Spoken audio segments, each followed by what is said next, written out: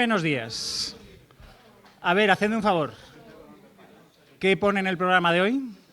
9:30, ¿qué pone? ¿De qué tengo que hablar? ¿Se me ha olvidado? Evolución e instituciones sociales. Joder, ese tema no sé si me lo sé. Vamos a ver si improvisamos un poco. Venga, empezamos por 2 ejercicios. Primer ejercicio, o primer ejemplo. Es un ejemplo un poco críptico. Esto es una institución.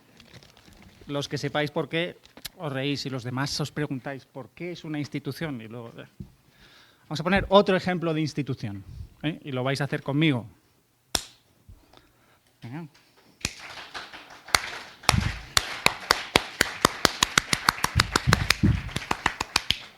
No estáis nada animados, venga. A ver.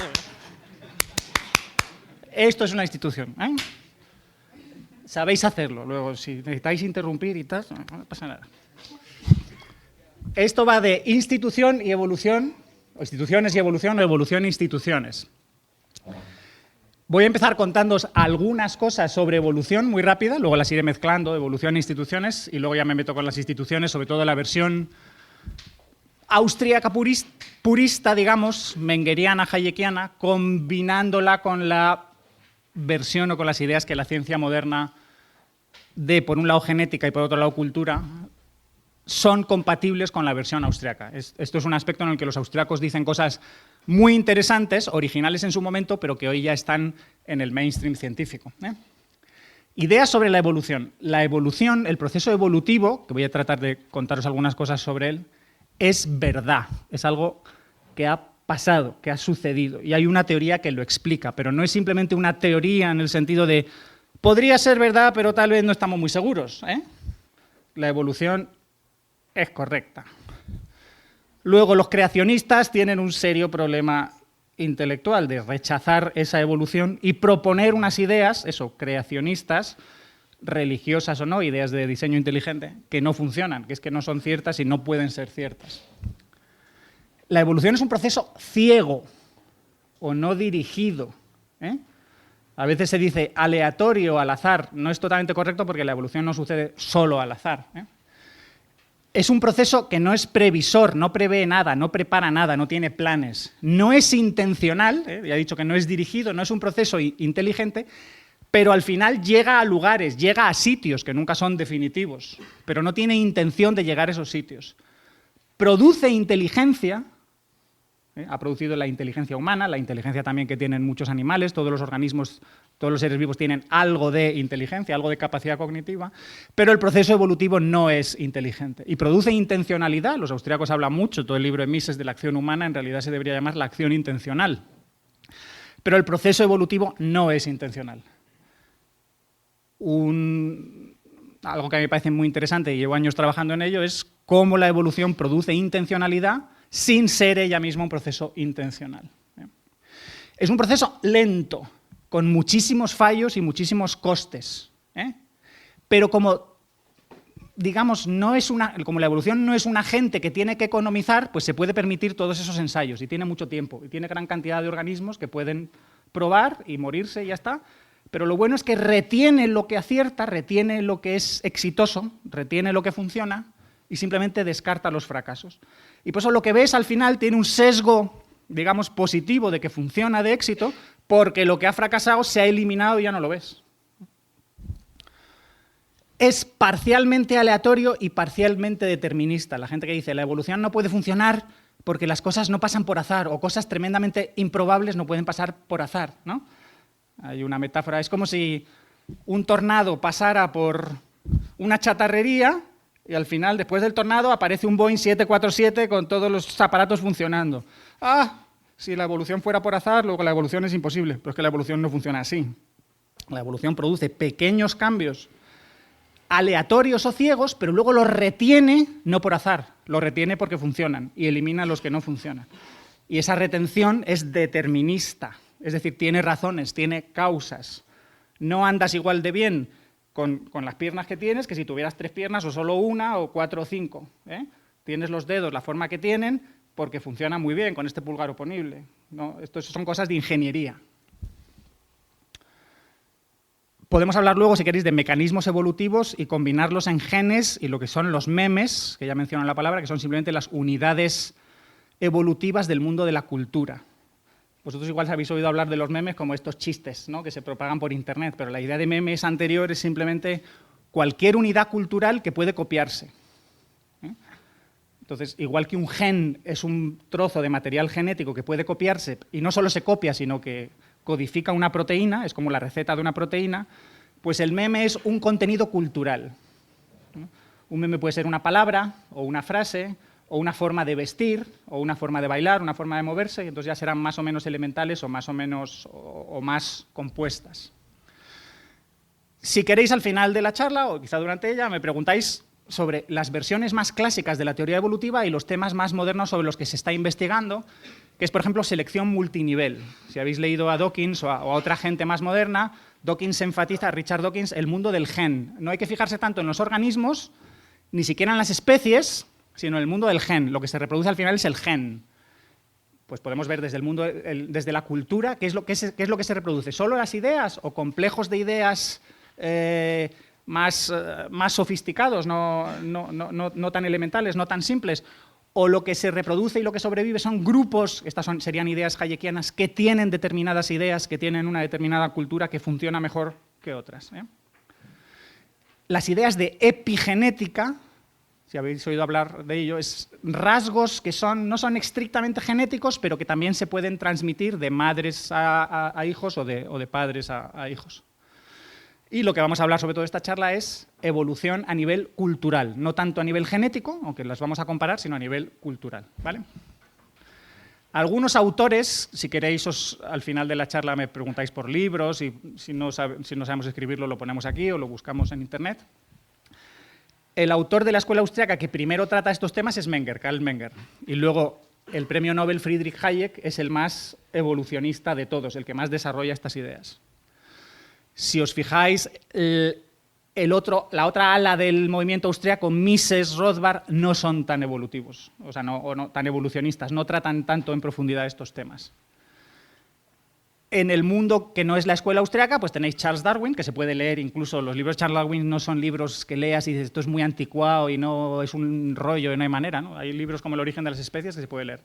Richard Dawkins, que es famoso, Stephen Jay Gould, que es su, digamos, némesis o enemigo, amigo americano, Daniel Dennett, desde el punto de vista de la filosofía, y hay dos pensadores que a mí me gustan mucho y además son liberales, que tratan mucho estos temas, que son Matt Ridley, que tiene el libro del optimista racional y muchos más libros sobre biología, evolución y temas de estos, y Michael Shermer. Estos dos, Matt Ridley y Michael Shermer, van a estar en la Montpellerin Society ahora cuando nos vayamos a Canarias.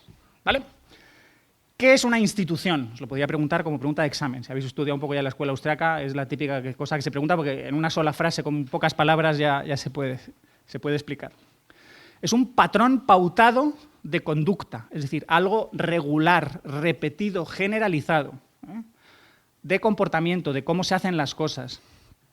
Aunque los que actúan son individuos, se dice que las instituciones son sociales porque son cosas que no hace solo un individuo, sino que las copian muchos. Y la repiten y todos siguen más o menos esa misma regularidad. Existen porque sirven de guía de conducta adecuada para resolver problemas. Es decir, lo bueno de las instituciones es que si tú no sabes qué hacer, simplemente copias a otro. Y como sabes que eso lo hace todo el mundo o lo hace mucha gente y lo hace más o menos igual, pues quizá dices, pues quizá hay alguna razón o simplemente funcionará. Si lo están haciendo y sobreviven, pues lo voy a copiar a los demás. Si habéis seguido mis últimos artículos en el Juan de Mariana, veis que el último par son una crítica a los objetivistas. Los objetivistas insisten en que hay que razonarlo todo, en que la razón es la herramienta principal, digamos, de supervivencia y de éxito evolutivo del ser humano. Y yo les digo, la razón es muy importante, pero no lo es todo. La capacidad de imitar, y para imitar no hace falta pensar mucho, hace falta tener cierta inteligencia. Los humanos somos muy imitadores, pero hay otros primates que también saben imitar y muchísimos animales saben imitar. Nosotros sabemos imitar más y mejor. Y además somos creativos, luego podemos estar innovando y generar cosas nuevas que imitar. Y así es como se genera todo el mundo de la cultura. Pero copiar tiene lo bueno de que no tienes que pensar y pensar es costoso. Tienes que empezar a plantearte las cosas y además si no sabes te puedes equivocar. O sea, luego no es solo costoso, sino que tienes riesgos. Y hay todo tipo de esos riesgos e incertidumbre y pueden salir las cosas mal y cuando salen muy mal pues puedes tener graves daños, heridas, muerte. Entonces a veces dices, bueno, para ir a seguro y por economizar copio a los demás. Es ir en piloto automático. Una pregunta interesante es, vale, copias, ¿pero a quién? Si todo el mundo hace lo mismo, ya sabes a quién tienes que copiar y qué es lo que tienes que copiar. Pues a todos. Pero ¿qué pasa si hay variantes? ¿Qué pasa si hay diferencias? Entonces esto está estudiado en el mundillo de la cultura, con observación de grupos exitosos, con modelos matemáticos, informáticos, y dices, pues, copia a los más exitosos. El problema es, ¿cómo mides el éxito? Pues al que sea más rico, al que tenga mejor reputación. Copia a aquel a quienes los demás ya están copiando. Entonces, fíjate en otros, a ver a quién copian y copia. Luego, al final, hay mecanismos de realimentación positiva de éxito. Si tienes un poco de éxito y ya te copian unos cuantos, al final te copiarán todos. ¿Ves? Estos son los mecanismos espontáneos que explican cómo las instituciones, lo voy a decir ahora, no necesitan ser planificadas ni diseñadas ni impuestas de forma centralizada, sino que mediante comienzos en los que alguien empieza a hacer una cosa y otros pocos le imitan, le copian por la razón que sea, ya puedes tener ahí mecanismos de refuerzo que hacen que al final ese comportamiento se extienda sin que nadie les haya dicho pónganse todos ustedes a copiar, pónganse todos ustedes a hacer esto, sino que alguien lo hace, entiende lo que está haciendo, lo va copiando y al final lo hace todo el mundo. ¿Vale? Las instituciones son importantísimas, y esto de la copia y la imitación, porque permiten la coordinación social. No solo facilitan el que cada individuo haga las cosas más eficientemente, sino que al cooperar, que nos podamos coordinar, generan expectativas sobre qué es lo que van a hacer los demás. Ahora las voy a mencionar, las instituciones típicas, el lenguaje, el derecho, el dinero y otras tipo la familia o la religión, o todo tipo de rituales. Pongo entre signo de interrogación el gobierno, el Estado, ¿es una institución o es una institución evolutiva, es espontáneo o no? Si yo manejo el dinero, por ejemplo, no solo yo manejo el dinero y sé cómo funciona, sino sé que los demás también manejan el dinero. Y no solo sé eso, sé que los demás lo saben, sé que los demás saben que yo lo sé y yo sé que ellos lo saben y esto lo hacéis todas las veces que queráis. Al final que no necesitamos pensar en ello, sino que lo hacemos sabiendo que todo el mundo lo hace y al final sin pensar. Lo hacemos de forma no totalmente inconsciente, pero sin darle mucha importancia. Por eso luego es muy difícil analizar las instituciones, porque la gente juega al mundillo de las instituciones de forma automática, sin pensar, y cuando quieres ser un científico de las instituciones, tienes que vencer eso y decir, ¿y todo esto por qué lo hacemos? ¿Y todo esto cómo lo hacemos? Entonces tienes que decir, entonces hay que ponerse a pensar las instituciones. Ejemplos típicos. El lenguaje es de los ámbitos más interesantes para estudiar la evolución del lenguaje y cómo funciona. Obviamente es un patrón regular, generalizado de conducta, ¿no? Y ahora me estáis entendiendo lo que quiero decir, pero ¿lo estáis entendiendo todo? Nunca lo sabemos. Igual uso una palabra relativamente técnica y no me habéis entendido del todo. Aquí con nuestros amigos latinoamericanos, pues tenéis algunas expresiones que los demás, pues los españoles no entendemos. Si me decís, la voté o lo voté, pues votar en España es esto. Pero al menos en Guatemala es tirar algo. La voté porque estaba roto y ¿no? Igual usáis otra palabra para decir que estaba roto.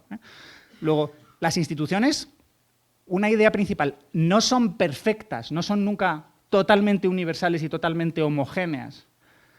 Pueden tener fallos, pueden tener problemas, son cosas del mundo de la realidad y en el mundo de la realidad no hay nada perfecto que no tenga problemas. Y tienen cierta diversidad. Esa diversidad va a ser esencial para que puedan evolucionar. Si no hubiera diversidad, no habría manera de evolucionarlas. Una idea que a mí me parece importante es ligar las instituciones con la moralidad y con la ética. Un criterio que suele utilizar la gente a la hora de justificar su conducta o a la hora de discutir y decir esto es moral o ¿por qué esto es así? ¿No? Mi madre, mis padres me suelen decir, pues porque sí, porque esto tal, porque sí. Lo siguiente es porque lo digo yo. Y el siguiente paso es porque se ha hecho siempre así. Eso es en el tiempo. Y lo otro es porque todo el mundo lo hace así. Si es verdad, aunque esto no tenga mucho contenido racional profundo, al menos sirve como referencia. Si dices, te juzgamos porque eres diferente o porque lo has hecho distinto o te criticamos porque todo el mundo espera que hagas las cosas de una determinada manera. Luego, si la haces de otra, aquello pues chirría. Y si nos preguntas que por qué, pues es que nos estás generando un malestar o una posibilidad de descoordinación porque estás cambiando. Luego, por eso a los innovadores o a los diferentes a veces se les mira mal.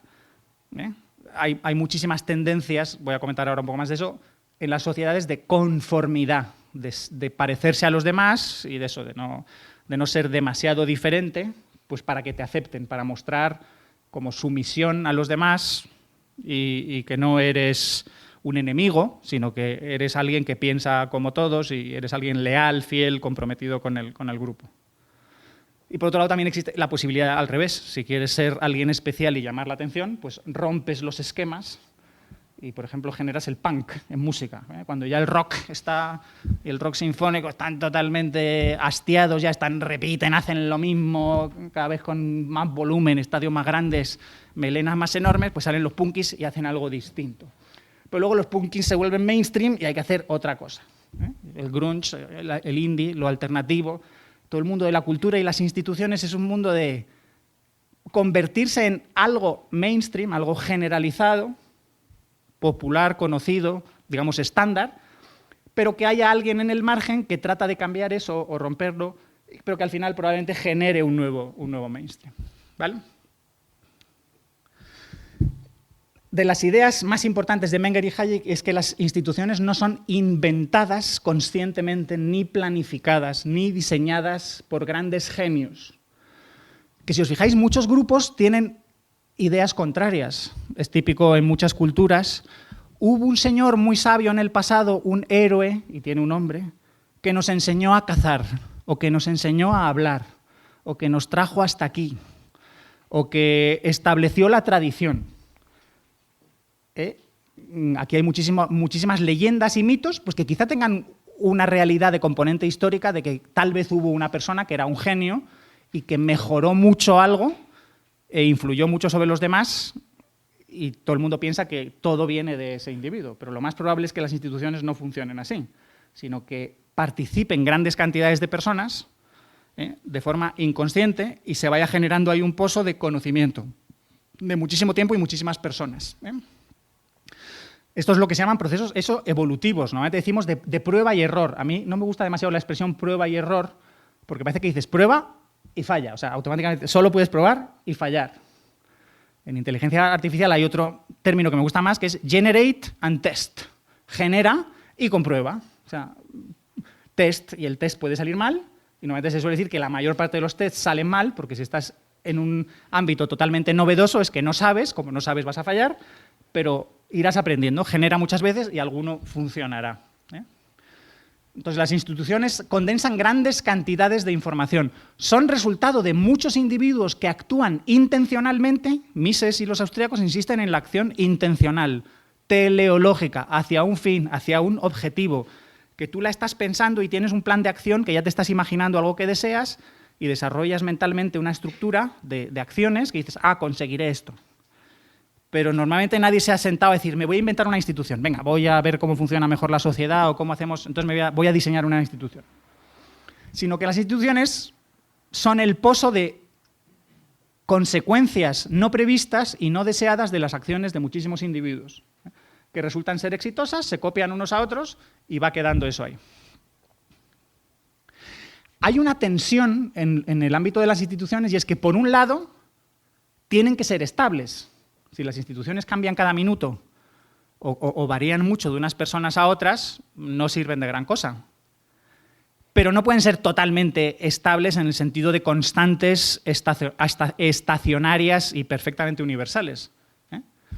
Porque deben cambiar para poder adaptarse a las circunstancias. Y esas posibilidades de cambio significará que habrá varias versiones y la gente tenderá a escoger unas u otras según consideren que son mejores o peores. Luego, es normal que haya esta tensión. En el mundo de la evolución genética se habla de la tensión que hay también entre definir la evolución como un proceso gradual, constante, lento, que las cosas van cambiando más o menos a una velocidad baja, que apenas notas, pero van cambiando, y una teoría que no sé si la conocéis, que es la de los equilibrios puntuados. Y es que las cosas no cambian durante miles de años, decenas de miles de años, millones de años, y de repente hay una revolución. Revolución que en términos biológicos, geológicos, pueden ser 10.000 años, 100.000 años, pero que a escala de miles de años, de miles de millones de años, eso es muy rápido. Pues en el mundo de la cultura y las instituciones pueden pasar cosas así, ¿no? En el mundo del dinero, ¿qué cambios ha habido en qué cosas han sido dinero? Pues ahora llega el Bitcoin, y el Bitcoin, si llegara a establecerse como dinero, sería una revolución, quizá, lo conseguiría muy rápido. Pero de momento los dineros establecidos tienen tal inercia, tienen tal estabilidad, que quizá el Bitcoin no lo consiga nunca. Se quede ahí como algo que existe, pero no llegue a desbancar al dinero de ahora de los bancos centrales. Quizá durante la época del patrón oro, la gente pensaba que aquello iba a existir para siempre y no iba a cambiar nunca, ¿no? Hasta que llegaron todas las intervenciones, todas las manipulaciones de los bancos centrales y se lo acabaron cargando, algo que parecía que podía ser quizá eterno. Luego, las evoluciones son cosas que no cambian o aparentan que no cambian, pero que sí cambian, deben poder cambiar. Por ejemplo, ciertas creencias religiosas, el creyente cree que son eternas y que no cambian nunca. Sin embargo, si supiera algo de historia, vería que 100 años atrás, 500 años atrás, 1000 años atrás eran muy distintas. Lo que pasa es que ya desde el punto de vista de una vida humana de minutos, horas, años, pues puede parecer que aquello está congelado, que es eterno. Todas las instituciones requieren cierta exploración, experimentación, prueba, para seguir buscando, para optimizarse, para depurarse. Son repetidas y generalizadas, insisto, pero tiene que haber cierta diversidad, no una total uniformidad. Os voy a citar ahora, para que no digan, a Jesús Huerta de Soto, porque es un texto, un párrafo en el que sintetiza muy bien algunas ideas de Menger y Hayek. Pero es que todos los austríacos al final acaban diciendo esto con las mismas palabras. Se pone de esta forma en funcionamiento un proceso descentralizado de prueba y error en el que tienden a preponderar a lo largo de diversas generaciones los comportamientos que mejor coordinan los desajustes sociales. De manera que, a través de un proceso social inconsciente de aprendizaje e imitación, el liderazgo iniciado por los seres humanos más creativos y exitosos en sus acciones se extiende y es seguido por el resto de los miembros de la sociedad. Además, en ese proceso evolutivo, aquellas sociedades que antes incorporan los principios e instituciones más adecuados tienden a extenderse y preponderar sobre los otros grupos sociales. Si os fijáis, aquí hay como dos niveles. O sea, algunos individuos actúan, otros les copian porque los ven como exitosos. A veces las cosas se copian aunque no veas al otro como un exitoso. En el mundo de los memes, igual el originador de un meme de Internet, nadie sabe quién es. Luego dices, ¿qué éxito ha tenido? Igual es anónimo o no hay manera de identificar quién fue. Es el meme el que es exitoso más que la persona que lo originó. En otros mundos, por ejemplo, del arte, la música, los creadores quieren llamar la atención, decir que esta canción es mía, derechos de propiedad intelectual o derechos de autor, quiero su éxito, pero que me reconozcáis a mí, no solo a la canción, que la canción tenga éxito, sino que tenga éxito yo. Problemas de las instituciones. Pueden ser soluciones subóptimas, es decir, pueden ser relativamente buenas, pero quizá no sean las mejores. No tengo aquí un gráfico, pero os lo imagináis simplemente un paisaje con montañas. Pues el proceso evolutivo de adaptación lo que hace es lleva a los agentes que están evolucionando, a las entidades, a lo que se llama un máximo. Pero a veces puedes alcanzar un máximo local. Yo puedo estar aquí en el fondo de un valle y subo y alcanzo la cima de una montaña. Pero ¿qué pasa si en este paisaje, luego, si yo bajara por aquí, que es algo que el proceso evolutivo en principio no permite, los procesos evolutivos solo tienden a, entre comillas, mejorar siempre de forma contextual y relativa, tengo aquí un valle y luego tengo otra montaña. Y luego quizá otra montaña más alta. Entonces, por eso se habla de óptimos o máximos locales. Y que como el proceso de evolución es ciego, solo ve o solo puede tocar, ir tanteando lo que hay al lado. Y en el momento en que alcanza un máximo local, se queda en él. Porque cambiar a partir de ese máximo local es irse para abajo, y eso no te interesa. Luego, a veces hay ese problema, que todo el mundo hace las cosas de una manera porque parece que han funcionado, porque las alternativas que puede imaginar, que son variaciones pequeñas, funcionan peor, y hace falta un rebelde, un revolucionario para que diga, oye, tenemos que irnos más allá, que resulta que hay un máximo mucho más alto. Y otro que diga, además hay otro máximo mucho más alto. Luego, las instituciones pueden dejar de funcionar si las circunstancias cambian. Es decir, la idea de, bueno, esto funciona, ¿por qué sabemos que funciona? Pues porque ha funcionado siempre, porque ha funcionado en el pasado. Sí, pero en el pasado las circunstancias eran unas y ahora son otras. En el pasado no teníamos cierto conocimiento científico, cierto conocimiento tecnológico o ciertas ideas culturales que parece que no intervienen o que no influyen, resulta que sí afectan a esto y antes eran distintas, entonces ya no podemos seguir usando esta institución igual. Entonces, eso lo voy a discutir esta tarde con José Ignacio, con el tema de la familia. A mí se me ocurre, por ejemplo, el tema de la religión. La religión durante mucho tiempo puede haber funcionado como cohesionador social en la medida en que la gente se la creía.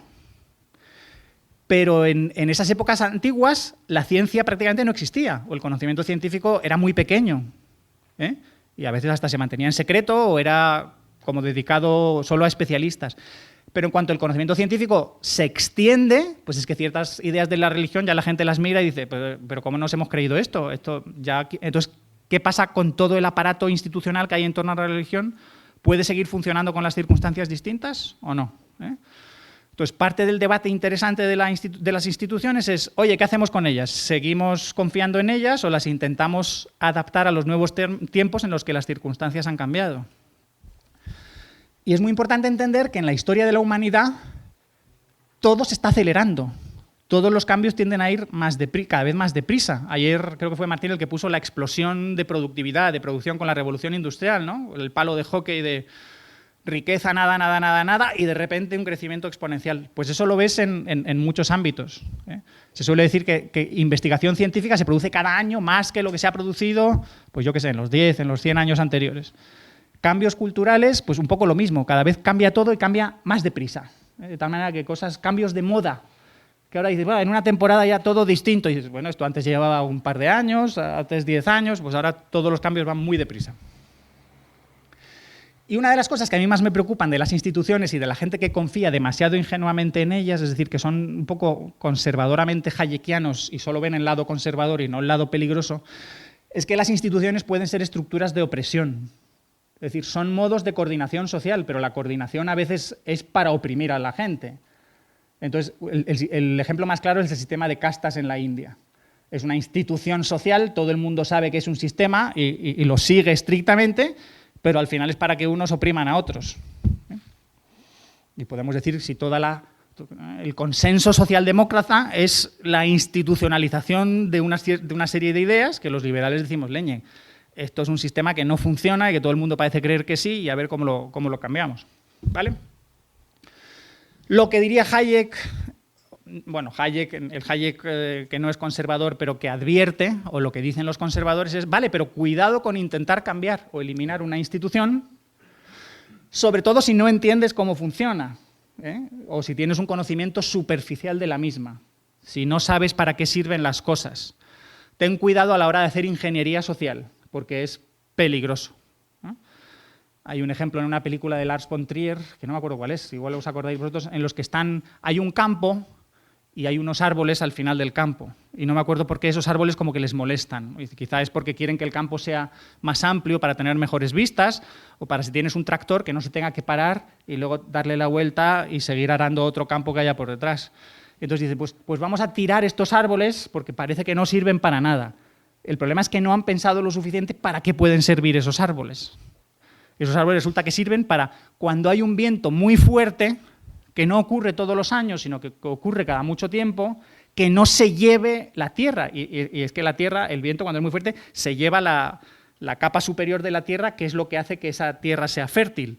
Entonces, en el momento de quitar los árboles, basta un tornado de estos o un viento muy fuerte, es algo que no pasa frecuentemente, pero que cuando pasa te ha destrozado el suelo para mucho tiempo. Entonces, al analizar culturas que nos parecen muy primitivas, hay que tener mucho cuidado de decir, quizá haya un motivo que no entendemos y que ellos tampoco saben, porque no se lo han explicado o porque el conocimiento a veces se transmite mediante metáforas o mediante historias, mediante mitos, que no te dan un razonamiento científico, pero que hay una razón de ser. Insisto en que es importante la palabra quizás, que se plantee como posibilidad. Hay veces que pueden ser simplemente absurdos, que están ahí por nada, porque a alguien se le ocurrió, lo puso ahí, ha seguido teniendo éxito y nada, y lo podríamos quitar o incluso vendría bien que lo quitáramos, ¿vale? Las instituciones no están en nuestros genes, en el sentido de que no están grabadas en nuestro genoma, sino que son del mundo de la cultura.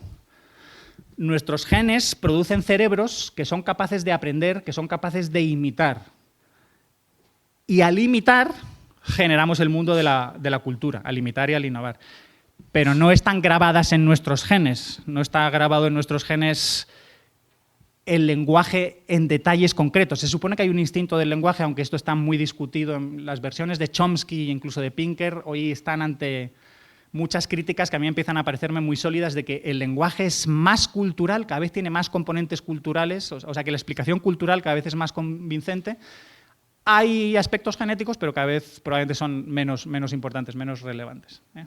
Y las ideas del derecho y las ideas del dinero, pues igual, no están en nuestros genes. No, tenemos que aprenderlas de otros. Entonces, el debate aquí es, si os interesa el mundo de la evolución biológica y cultural, es ver cómo la naturaleza, por llamarle naturaleza, o la esencia humana, se mueve entre dos mundos. Popper diría tres, el mundo tres, pero bueno, es el mundo de la naturaleza, o el nature, y el mundo del nurture, o la nutrición, o lo que es crianza. Entonces, el mundo de lo innato, frente a lo aprendido, experimentado o lo que te han educado. La genética frente al ambiente o el entorno.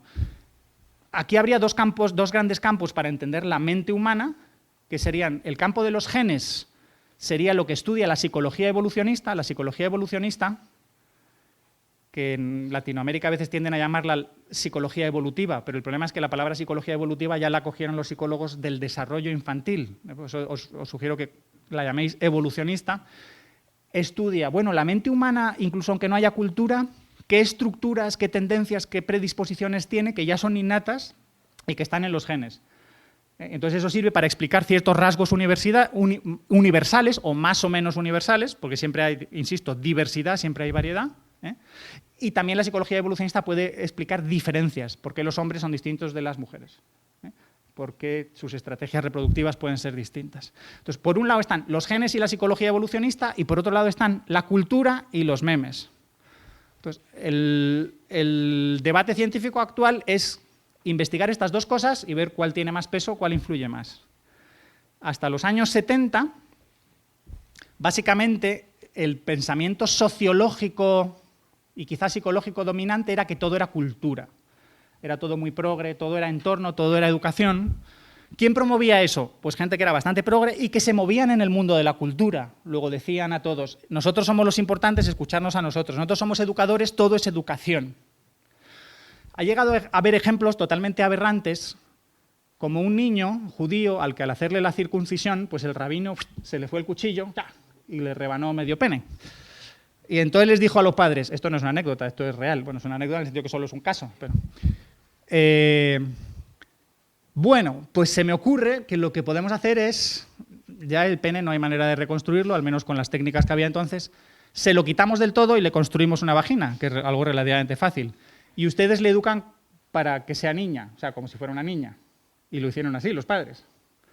Y esta persona, cuyo nombre no recuerdo, pero lo podéis buscar en internet y seguramente os salga fácil, dice que el mayor alivio de su vida fue cuando sus padres le contaron la verdad de lo que había pasado y le dijeron, en realidad eres un niño. Y él, toda la vida me he sentido raro, toda la vida he pensado que era anómala, toda la vida he pensado que era un niño y no sabéis al menos lo que me alivia el que me digáis que lo soy. Ahora puedo vivir como un hombre, con el accidente que no tengo pene o lo que sea, pero o sea que hay partes innatas que por mucho que te quieran influir no van a cambiar.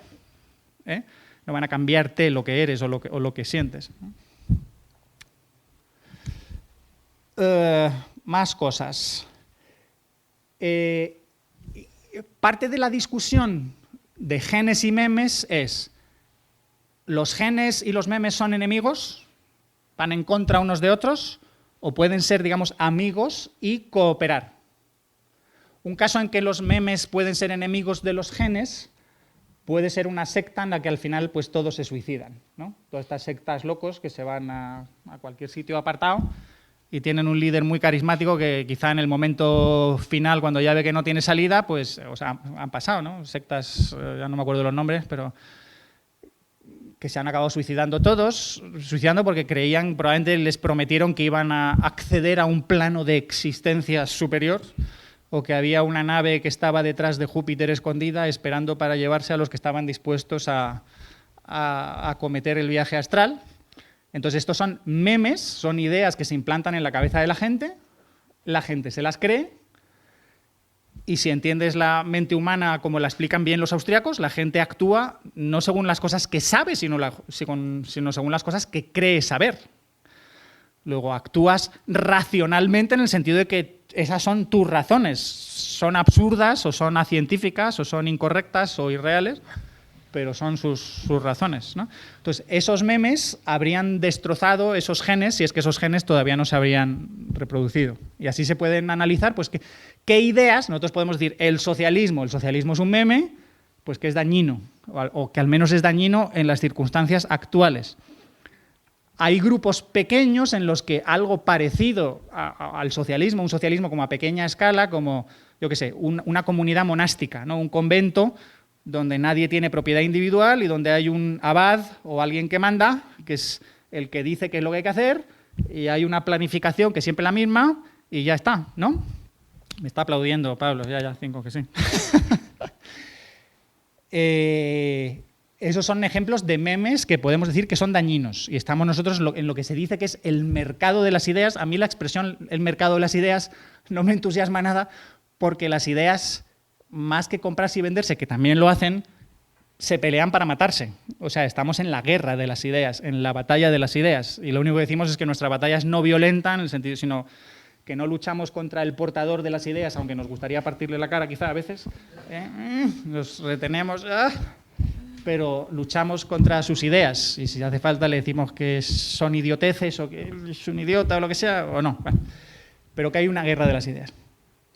Pero, por otro lado, los memes pueden ser útiles para los genes. Obviamente, todo el mundo de la cultura, que es conocimiento científico, que es conocimiento tecnológico, son avances que se van acumulando y que sirven a esos genes, pues, para resolver problemas de cómo conseguir alimento, cómo conseguir que no te coman, cómo conseguir tener mejores viviendas para defenderte de las condiciones externas. Un uso que a mí me parece fascinante de los memes es cómo sirven para aglutinar grupos y para coordinar grupos. Entonces, ahí están las ideas hayekianas de que los grupos que tienen mejores memes se coordinarán mejor, cooperarán mejor, tendrán más éxito evolutivo, se harán más ricos, más poderosos, tendrán más población y tenderán a sustituir o a desplazar pacíficamente o incluso violentamente, porque el proceso evolutivo ocasionalmente es violento o frecuentemente es violento, como queramos verlo. Luego, los memes pueden servir para el éxito social. Y un ámbito que a mí me parece especialmente divertido, y con esto acabo, es que hay memes absurdos o falsos o arbitrarios que pueden servir para estas cosas. Entonces, muchas ideas o religiosas o ideológicas o de otro tipo sirven como si fueran uniformes. Dice, yo tengo estas ideas, pues esto significa que pertenezco a este equipo. Igual que el Real Madrid va de blanco y el Barça va de blaugrana, el cristiano, su equipo, la indumentaria de su equipo es Jesús, la Virgen, Dios, la Trinidad y esas cosas. El islámico, islamista, musulmán, Alá, Mahoma, ir a la Meca, el Ramadán y esas cosas. Son sus ideas que en parte pueden tener su funcionalidad, la funcionalidad del ayuno está estudiada y la funcionalidad de estas cosas, pero que en parte también son arbitrarias, como que ir de blanco o ir de rojo o ir de azul es relativamente arbitrario, con tal de que sea distinto que el equipo contrario. Igual que tú tienes una bandera, entonces el enemigo no puede tener la misma bandera, porque si no, y el mismo uniforme, porque si no acabas peleándote y no sabes con quién te estás peleando. ¿Vale? Y con esto ya os he lanzado un montón de ideas y ahora pasamos a preguntas, debate, lo que queráis. ¿Vale? Venga, instituciones. Acá. Hola, gracias Paco por la presentación. Pero levantad la mano si no lo veo. Sí. Yo tenía una pregunta, bueno, a ver si me aclaras si esto lo he entendido bien. Era sobre el proceso creador y desarrollador de las instituciones y, más en concreto, sobre la corrupción de las instituciones. Entonces era una reflexión, me dice si es correcta o no, que cuando el proceso creador o desarrollador es espontáneo, no planificado, tiende a ser perfecto, y que cuando es planificado o centralizado es cuando se corrompen las instituciones. ¿Puede ser correcto o...? Yo diría que ahí hay leyes de tendencia. Fíjate que en el proceso no planificado necesitas que mucha gente participe a la vez. Estás como dejando que todo el mundo participe y ahí no hay una coacción, no hay una violencia. Luego, no hay nadie que pueda imponer sus intereses a los demás. No hay nadie que pueda decir, esta es la institución porque yo la he pensado, y en el fondo no, lo que no te está diciendo es, yo la he pensado y es la que me viene bien a mí. Yo la voy a imponer a los demás. Cuando todo el mundo la usa libremente, voluntariamente, es porque ha visto una determinada utilidad. Por ejemplo, yo suelo decir sobre el dinero. Lo bueno del dinero como algo evolutivo es que tú lo usas si quieres y si no, no. Aviso, el que no quiera usar un dinero, pues como el oro cuando era, se está, digamos, aislando, pero se está aislando libremente, nadie le impone ningún uso del dinero. Pero cuando llega Papá Estado y dice, y el dinero es este y lo certifico yo y lo produzco yo, o los impuestos me los tenéis que pagar en esto que me lo estoy inventando yo, ahí ya debería sospechar que hay un interés creado. O sea, hay los dos problemas, el problema de información y el problema de incentivos. Una solamente pensando, quizás resulte que sea el más listo de todos y todos los demás son una panda de borregos que desgraciadamente socialmente a veces pasa. La idea de memes, alguien, podríais decirlo, oye, esto de memes e imitar, al final somos todos borregos, todos siguiendo a alguien sin saber por qué le seguimos. Igual resulta que hay un pastor o nos está llevando como en una estampida al precipicio. Luego, que un genio quiera mejorar una institución, pues quizás sea verdad, pero hay que tenerlo ahí cuidado. Pero luego los intereses, aparte de los incentivos. ¿Por qué nos llevas en esta dirección? ¿Por qué nos quieres imponer esto en vez de proponer? Bueno, muchas gracias, profesor. Yo tengo dos preguntas. Quizás se salen un poco del tema de la evolución de las instituciones, pero sin embargo me parece que se relacionan, que son de un carácter, digamos, epistemológico.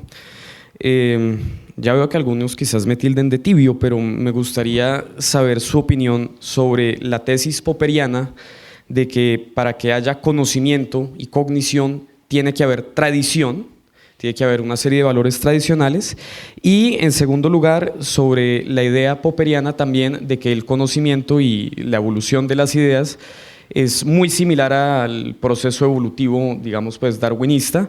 Y bueno, en ese sentido también, usted que es físico, me gustaría saber si hay una comparación entre la evolución, digamos, de la física, de las ciencias naturales como un campo del saber y bueno, cómo se aplicaría o las similitudes con las ciencias sociales.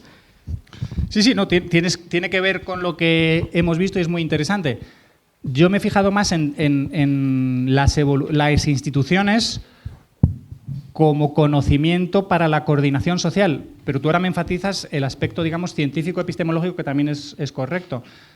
Popper, cuando empieza a escribir, ¿contra qué escribe Popper? Yo creo que para entender a la gente es muy importante entender contra qué o contra quién escriben. Popper escribe contra los justificacionalistas, por llamarlos de alguna manera, o contra los que tratan de argumentarlo todo y ponerle una base ultra sólida y deducir a partir de ahí, decir, ya está, esto es sólido, esto está totalmente certificado, esto es seguro. Entonces Popper dice, la ciencia no funciona así, descriptivamente, y además es que no puede funcionar así porque el conocimiento es falible. Entonces, sino la ciencia lo que va a hacer es acumular conocimiento, acumular ciertas tradiciones y luego va intentando corregirlas sometiéndolas a prueba. Solo que en el caso de la ciencia, la prueba la realizan, digamos, profesionales, los científicos. Los científicos al mismo tiempo producen las nuevas ideas y se las intentan cargar. Un buen científico, yo suelo decir, es el que hace ambas cosas. Pero dado los sesgos humanos, los científicos tienden a proponer una teoría o una idea, enamorarse de ella e intentar convencer a los demás de que es correcta y dejar que sean los demás los que se las carguen, y cuando se la cargan no reconocerlo. Insistir, pasarse años diciendo que la reserva 100% es lo que tiene que haber, que la reserva fraccionaria es un fraude, porque es tu idea que has lanzado a los demás. y aunque te la pones a prueba, los demás las destrozan y tú no te das por enterado, ¿verdad? Estoy criticando a Jesús Huerta de Soto. Yo mismo defendí la idea del 100% cuando no sabía de estos temas, pero vamos. Pero es esencial. Las ideas popperianas están muy bien. El mundo de la física avanza igual. Para que veáis, la evolución es una idea tan potente que se ha aplicado no solo a entidades biológicas y culturales, sino que hoy día hay ideas evolutivas en física. Es decir, ¿por qué el universo es como es?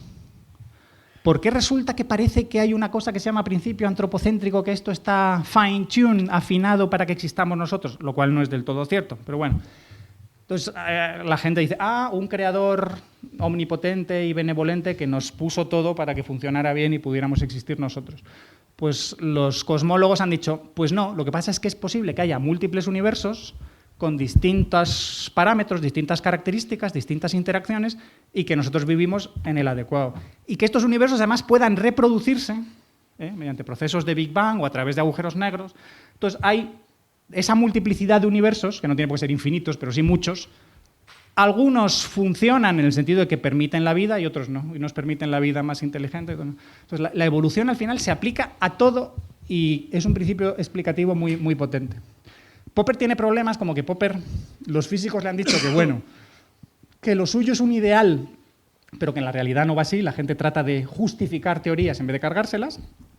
Al menos ahí Popper es bueno en el sentido de que si es que lo que hace es cargárselas para ver si resisten, y que Popper inicialmente no sabía nada de evolución biológica, es curioso. Popper propone procesos que no se da cuenta de que son evolutivos, pero dice que la teoría darwiniana no es científica, porque él decía que no era contrastable, que no era, ¿cómo se dice?, demostrable, que no, al revés, ¿cómo se llama?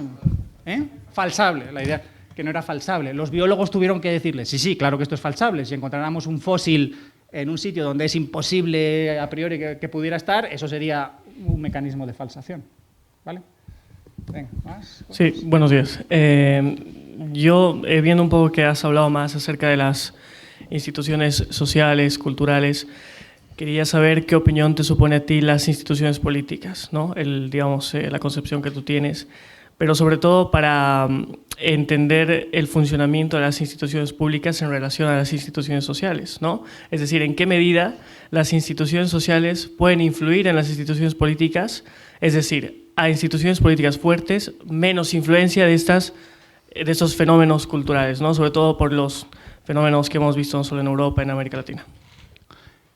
Tu pregunta es muy interesante y es que es algo que se me ha ocurrido mientras preparaba la charla, es decir, voy a añadir para provocar lo del gobierno y mira, hasta has sacado tú lo de la política, porque las tres instituciones básicas, la familia la vamos a tratar esta tarde, pero las tres típicas que pone Popper y Hayek y que decimos siempre son el lenguaje, el dinero y el derecho en general. Los liberales enfatizamos el derecho de propiedad, o sea, las normas, digamos, liberales, pero todas las normas de derecho son instituciones. Pero si te fijas, estas tres no definen necesariamente un grupo, digamos cerrado, con una barrera de pertenece al grupo y el resto no, sino que un lenguaje ideal te podría servir para comunicarte con cualquiera, con los miembros de tu grupo o que no, aunque los lenguajes tienden a utilizarse como instituciones políticas, como está ocurriendo ahora, por ejemplo, en Cataluña, pero no solo en Cataluña, en muchos otros sitios, sino que el lenguaje se utiliza como herramienta o institución política de diferenciación. Nosotros, los que hablamos este idioma, contra los que hablan este otro idioma, y así nos separamos. El dinero mejor es el que es más universal, el que te permite comerciar no solo con el vecino, sino con extranjeros. Pero la realidad del dinero es que se utiliza como herramienta política y al final hay un banco central de un Estado y la gente tiende a aceptar el dinero de su país más fácilmente que el dinero de otros países. Y el derecho igual, ojalá hubiera una especie de derecho universal, una ética de propiedad privada y principio de no agresión con la cual puedes relacionarte con todos. Pero el derecho al final tiende a ser algo más politizado. Y las otras instituciones, las políticas, los mecanismos o los organismos de gobierno, las elecciones democráticas serían una institución, o la monarquía absolutista era una institución en su momento, era una forma de hacer las cosas generalmente aceptada y que se podía creer o la gente estaba convencida de que funcionaba. Entonces, a la hora de analizarlas, yo creo que los liberales y los economistas austriacos deben ir más allá del enfoque meramente individualista y meramente de relaciones sociales con cualquiera, sino que deben empezar a pensar en grupos. ¿Por qué existen los grupos? yo lo suelo contar en otras charlas, no solo para comerciar y para compartir conocimiento, sino para defenderse juntos. Un problema crucial es la guerra. Entonces, para defenderse juntos tenemos que estar unidos y unidos contra otros. Luego, ya existe una unidad política. La otra idea es que además nos ayudemos internamente cuando tengamos un accidente, una enfermedad, algún tipo de fluctuación aleatoria, ¿vale? Y en el momento en que existe un grupo, los grupos tienen estructura. Los grupos no son simplemente masas o conjuntos de individuos tirados ahí al azar, sino que desarrollan sus propias instituciones, sus propios mecanismos de gobierno. Y eso es lo que llamaríamos instituciones políticas. Elecciones, parlamentos, poder judicial, poder legislativo, poder ejecutivo. Y entonces el problema es, la crítica que hacemos los liberales es las instituciones políticas a menudo son disfuncionales y a menudo están capturadas por grupos de interés y frecuentemente se corrompen. Luego esa es la crítica que hacemos a esas instituciones. El anarcocapitalista va a decir, hay que cargárselas del todo, porque si no vuelven a nacer y como malas hierbas no hay manera de pararlas. El minarquista trata de decir, a ver si las optimizamos, a ver si conseguimos que sean instituciones funcionales, que funcionen. Entonces esto es un debate interesantísimo. Pero lo importante es no ignorarlas, no decir que las instituciones son solo las 3 primeras, sino que las instituciones políticas también son instituciones. El problema es que tienden a funcionar mal. ¿Y cómo hacemos que funcionen bien? ¿O cómo nos las cargamos y por qué las sustituimos? Es decir, el ANCAP, que se lo quiere cargar todo, pues que diga, vale, pero ¿qué lo sustituye o qué habrá nuevo? Sí, lo siento, ya le toca el turno a Juan Ramón. Sí, ya... Hemos empezado más tarde, esto no es justo. Bueno, no lo sé. Venga, sí, depende, es voluntario. ¿Le quieres regalar minutos a Capella? ¿Cómo? Vale. ¿Qué ha dicho? ¿La mía es larga, entonces qué? Es que ¿Eso es una justificación? Sí, rápida. Paco, una pregunta muy rápida. Hace poco salió un paper de unos matemáticos, bueno, realmente al final no salió, lo vetaron, que estudiaba la variabilidad entre hombres y mujeres. Entonces, ya que tú eres físico y tienes conocimientos, tienes unos ciertos conocimientos en matemáticas, quería preguntarte tu opinión acerca de ello y si el planteamiento de estos científicos tiene empaque o no. Sí, bueno, es un artículo... Para que veáis como una institución, algo que idealmente, como la ciencia, debería ser muy bonito y tener unos criterios de funcionamiento claros y limpios, luego se corrompe porque los humanos tienen sus intereses y sus miedos. Entonces, una idea es que